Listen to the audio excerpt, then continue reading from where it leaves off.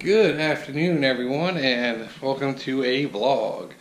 What I'm going to talk about today is Electra and how she became part of my life. Kind of the stuff that we went through, what cars I had before her, and how I got to this point. It's going to be more of a narrating and flash show, so hope y'all enjoy it. It's a little different format, but it's what she looks like now. Y'all know what type of beast she is, but I'll go through the steps and hope you enjoy it. See ya. We started off here with my Acura TL. I've had that for about a year at this point, and it was a fun car, but it started getting electrical issues. So I went ahead and traded that in, and I was driving my Expedition or a 9.5 at the time. It might have been a 9.3. I don't have pictures of those cars, but we'll continue on. So at this point, my wife got a BRZ when it first came out. Never drove it, never saw it, just ordered it, and kind of liked the way the BRZ was, but I wanted something with 4 doors, so I went ahead and got a STI. It was an 13 limited STI, sunroof, had everything in it. So like I said, I had that for about 2 months, and then I went to the dealership and I test drove a Mustang from here on my side of town, and it was okay, but she didn't like the way it looked. So one day we were in Southside, another part of town here, and we went and test drove a blue Mustang. Had some skirts on it and stuff. We didn't know what we were getting into with that particular Mustang at the time, so we went ahead and drove it. They gave us the weekend to drive the car and see if we liked it, and they were working out the numbers on my car. So needless to say, we ended up getting the car. So we had that car, and so I had this car for roughly, I don't know, I want to say 6 months. And you know, once you get a Mustang, you have to start doing little things to it. So I did like an air intake at first, and then went and dressed up the motor a little bit more, and got colored valve covers and colored upper intake thing. So yeah, so we were at that point, and then my wife kept taking my car. So lo and behold, she had to get one of her own. Let me backtrack a second back to the car. When we bought the Mustang, I did not know I was getting a California Special. I knew it was different, but I didn't know why.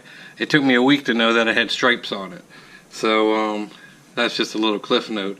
But anyway, I got tired of my wife driving my car, so we went ahead and got her one of her own.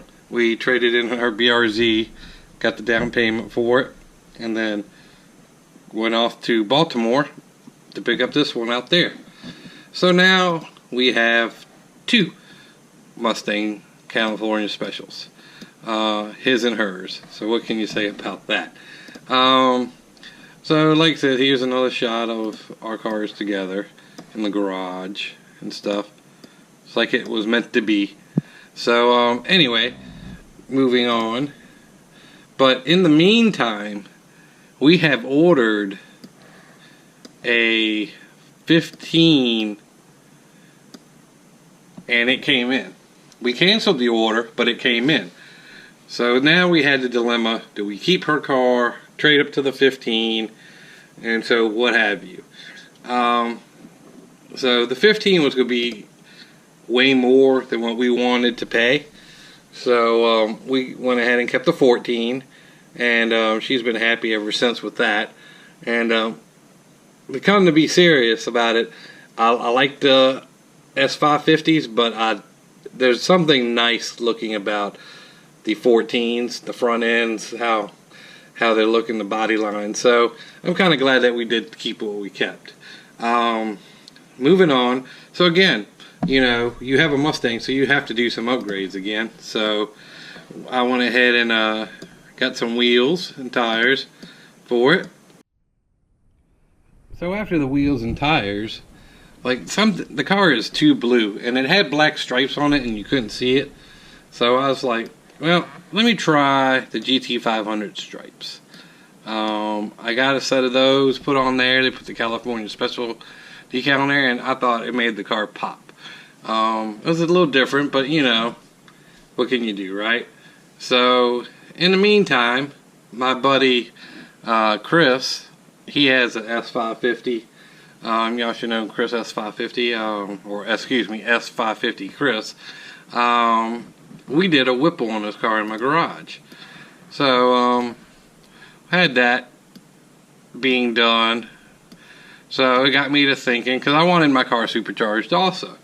But, you know, I didn't want to go through the whole thing of paying somebody and doing whatever. So, come to find out that the install itself was easy to do.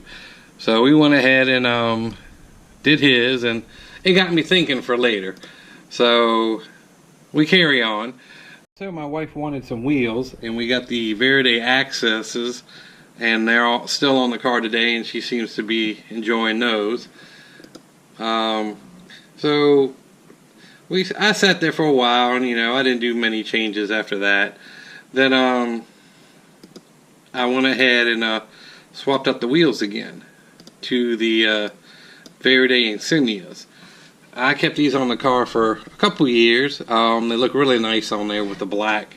On there they were like a matte black. So we did that for a little bit, and then the day came. I lost my mind. Happy Friday, it says. But anyway, we went ahead and started doing my Whipple install. So come to do everything. There are my fans.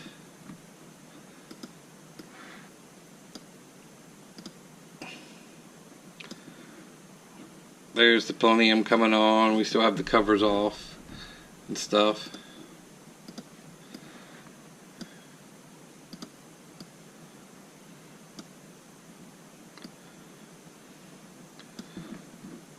You see it coming together a little bit there.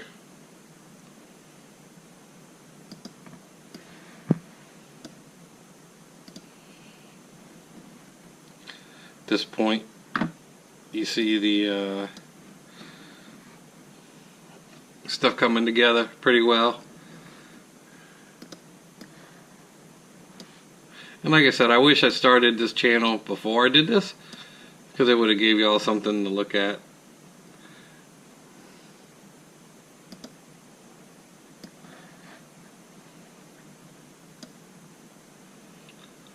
So anyway, this is what the car mostly put together. So at this point, the car is put together and ready to go. I had trouble with the throttle body, but that's for a different story. We got it corrected and everything's fine. So what you do when you get a thing, you go dyno it. So the first dyno sheet that I can't find was at 623. And that was in the middle of summer, right after I did the Lund tune on my car. This one that we're seeing here was done in the fall, Lund tune with long tube headers on it. So you see it at 693. And since then I've made the pulley, I put a smaller pulley on it, so I'm over 700 horsepower now in the car. I still need to go dyno it one more time, but we'll get to that at some point. So moving on, where I thought I was pretty much done with the car, I decided that I wanted a new hood. So I got the Cervini Stalker 2 hood. This is a picture of it without the stripes. And of course I was debating getting stripes back on it or not. So I didn't know how they were going to look. But they turned out to be pretty good at the end of the day. So we got those here. Then I got a picture of them doing the install itself. Redoing the hood and the roof to the car. So at this point I thought I was pretty much done for the day on the car. Got my stripes, got my supercharger, the wheels, everything. And then I decided to do the whole rear suspension.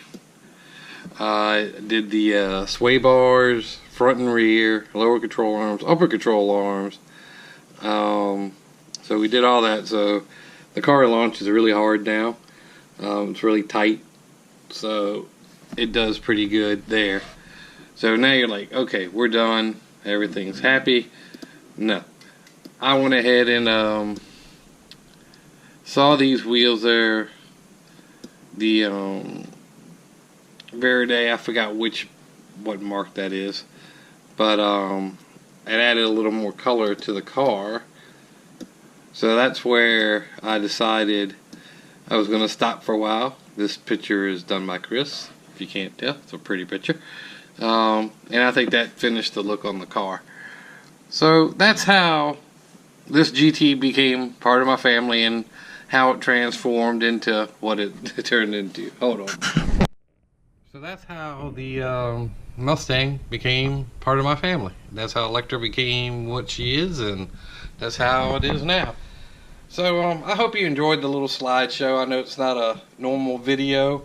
Hope y'all didn't fall asleep on it or bored, but it gives you kind of a background of how it became and where it came from and how it kind of progressed through its time. So if you liked the video, thumbs up.